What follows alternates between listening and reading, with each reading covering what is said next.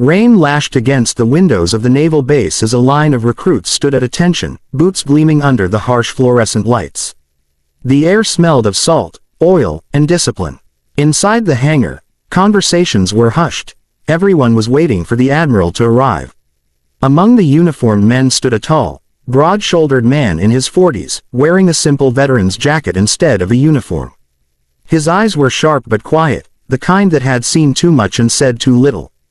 That man was Michael, Ghost 5, Harper, though no one here knew that name anymore. To most, he was just a single dad from Ohio, a mechanic who fixed motorcycles and volunteered at his son's school. But years ago, he'd been the most skilled covert pilot in the Navy, until the day everything went wrong. Today, Michael had only come because his son, Jacob, was being honored for winning a national engineering competition. The Navy had sponsored it, and the ceremony was being held on base. Jacob had begged him to come.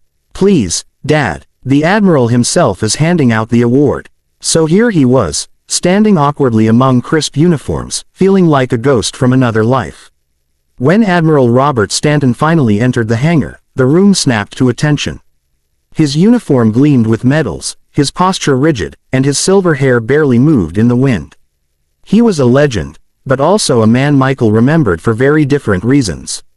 Stanton's eyes swept the room, but when they landed on Michael, they froze for just a fraction of a second. The Admiral blinked, the corner of his mouth tightening as if he'd seen a specter. Jacob's name was called, and Michael clapped as his son proudly walked across the floor, receiving the trophy. Cameras flashed. The Admiral congratulated him warmly, but his gaze kept flicking toward Michael. When the ceremony ended, Stanton approached. "Excuse me," he said, his voice low and authoritative. "You're Jacob's father, correct?" "Yes, sir," Michael said, shaking his hand. The Admiral's grip was firm, then suddenly loosened, as if he'd felt something familiar. "You look oddly familiar," Stanton murmured. "Were you ever in the service?" Michael hesitated. "Yes, sir, a long time ago." "What was your call sign?" Michael looked him in the eye, and for the first time in years, said the name he'd buried deep inside. "Ghost 5. The Admiral's face went white. The blood drained from his cheeks, his jaw slackened. Around them, the crowd noise seemed to vanish. "Ghost 5, Stanton whispered. "That's not possible. You're dead." Michael smiled faintly, almost bitterly. "Not quite." The Admiral's eyes darted around nervously. "Come with me," he said, his voice low but urgent. Now, they walked quickly through the hangar, down a corridor, and into a private conference room. The door shut behind them with a metallic click. "Where the hell have you been all these years?" Stanton demanded, his composed tone cracking. "You vanished after Operation Silent Storm. The report said your jet went down in the Baltic Sea. We searched for weeks. There was nothing but wreckage." "There was wreckage," Michael said evenly. "But I wasn't in it." The Admiral's brow furrowed. "Explain." Michael exhaled, leaning against the table.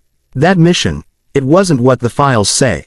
You sent my team to retrieve stolen nuclear data from a rogue unit. But the intel was bad. We were ambushed. My co-pilot, Harris, was hit. We ejected over enemy territory." Stanton's eyes darkened. "That data was classified at the highest level." "Yeah," Michael said, his tone sharp. "And it got a lot of good men killed because someone on the inside sold us out." The Admiral's silence was telling. "I survived," Michael continued. "Barely. Spent 6 months hiding behind enemy lines, moving at night, trying to get home. By the time I made it back, my name was erased from every record. My pension, my service record, gone. When I tried to reach out, I was told I was a ghost. So I stayed one." For a long moment, neither man spoke. The only sound was the storm beating against the windows. Finally, Stanton said quietly, "We thought you died saving your team." "I did save them," Michael replied. "Or tried to. But only one made it out, and he never spoke again." The Admiral's expression shifted, part guilt, part disbelief. "Harris," he said softly. "He was in the hospital for months after. Never said a word about what happened. Because he knew," Michael said. "He knew someone high up sold us out."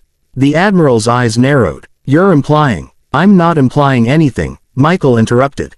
"I came here for my son. But you asked my call sign, and now we're here. So maybe it's time someone finally tells me the truth." The Admiral turned away, pacing slowly. His hand trembled slightly as he reached for a folder on the desk. He slid it toward Michael. Inside were declassified mission reports. Silent Storm, Ghost Squadron, 2009. Michael's eyes scanned the pages. Dozens of redacted lines. But one detail stood out. The mission's coordinates didn't match what his team had been given. "You sent us to the wrong grid," Michael said coldly. "It wasn't me," Stanton replied. "Orders came from above, from Defense Command." Michael closed the file slowly. "That's not good enough." Before Stanton could respond, the door opened, and a tall man in a black suit stepped in. His face was stern, his ID tag marked, Defense Intelligence. "Admiral," he said curtly, "you weren't authorized to access that file." Then his gaze fell on Michael. "And you, who the hell are you?" Stanton stood between them. "This man has every right to know the truth. He's Ghost 5. The agent froze. Then his hand instinctively went to his earpiece. "That's impossible. Seems to be a pattern today," Michael said. The agent hesitated, then lowered his voice. "If this is true, then he's in danger. Everyone from that mission was marked for termination after the leak. The traitor was never caught, and if Ghost 5 is alive..." Michael stiffened. "They'll come for me." The Admiral nodded grimly. "And your son." Within hours, Michael and Jacob were moved to a secure facility on the outskirts of the base. The Admiral stayed close, orchestrating the operation personally. But as the night deepened, the sense of danger grew.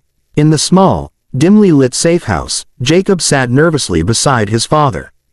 "Dad," he whispered, "what's going on? Who are you really?" Michael looked at him, his heart heavy. "I used to fly jets for the Navy. I did things I'm not proud of. Things you shouldn't have to know about." Jacob's eyes glistened. "You saved people, didn't you?" Michael smiled faintly. "I tried to." Suddenly, the power cut out. The room plunged into darkness. "Stay behind me," Michael said, grabbing a flashlight from the table. He moved silently toward the door, instincts from another life kicking in. Through the darkness, a red laser dot flickered on the wall. "Down," he barked, pulling Jacob to the floor just as a silenced shot cracked through the window. The Admiral's security team returned fire. Chaos erupted. Shadows moved outside. Trained killers, fast and quiet. Michael reached under his jacket, pulling out a sidearm he hadn't touched in years. "Ghost 5, someone hissed from the darkness outside. "You should have stayed dead." "Been hearing that all day," Michael muttered and fired. The firefight was brutal and swift.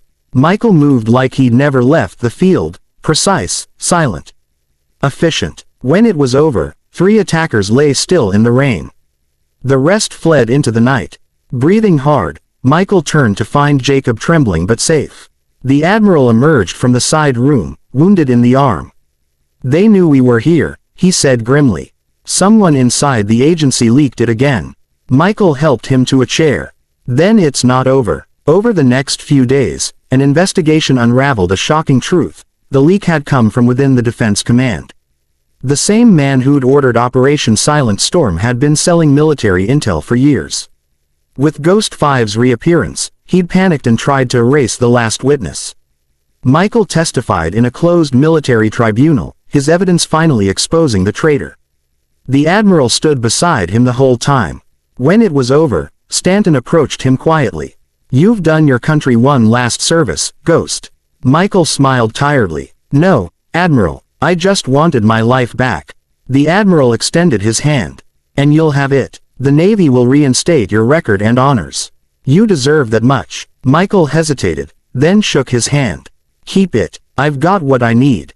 He glanced at Jacob, who was watching proudly from across the room.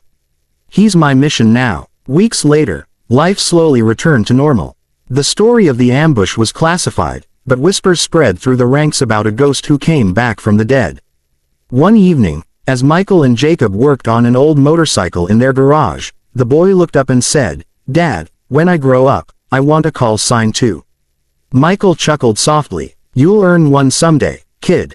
And when you do, make it mean something." Jacob grinned. "What did yours mean?" Michael paused, then smiled faintly. "It meant I was always there, even when no one could see me." The sun dipped below the horizon, painting the sky in shades of gold and crimson. For the first time in years, Michael Harper, Ghost 5, felt at peace. The ghosts of his past had finally been laid to rest. And somewhere deep inside, the soldier in him whispered a quiet goodbye to the life he once knew, before turning to embrace the one that truly mattered.